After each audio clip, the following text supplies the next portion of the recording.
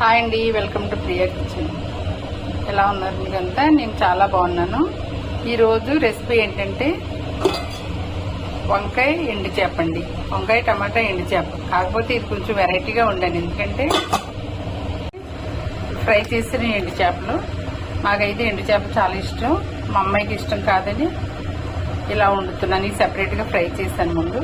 Curry ఈ curry ఉడికిపోయిన తర్వాత కొంచెం ఆవిడ తీసేసి మిగిలిన దాంట్లో ఎండు చేపలు వేస్తాను అనమాట. ఇప్పుడు అదండి మాకు ఆంధ్ర ఇష్టమైన కర్రీ ఇది, ఎండు చేపలు వంకాయ.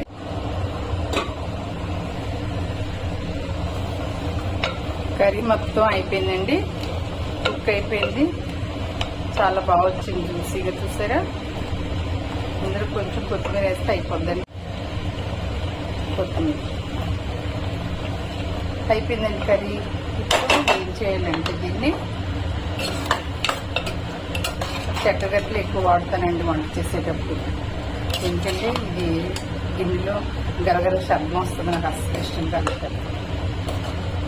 మంచిది కూడా చెక్కగట్లు వాడటం, ఎందుకంటే దీని మీద అయితే మనకు శబ్దం రాకుండా ఉంటుంది, బాగుంటుంది అనమాట.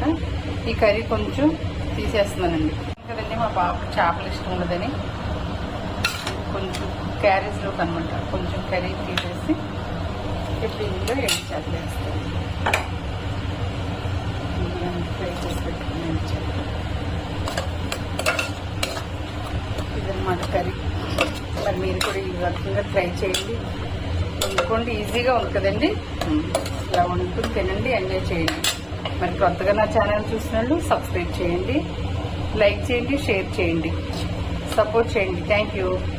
చేపలు తీసి ఉప్పు కారం వేసి ఇలా ఫ్రై చేశానండి. ఇలా కూడా బాగుంటుంది కదా, కర్రీలో ఇలా కూడా నంచుకోవచ్చు, కూరలో కూడా వేసుకోవచ్చు. కాబట్టి నేను ఇలా కూడా ట్రై చేశాను.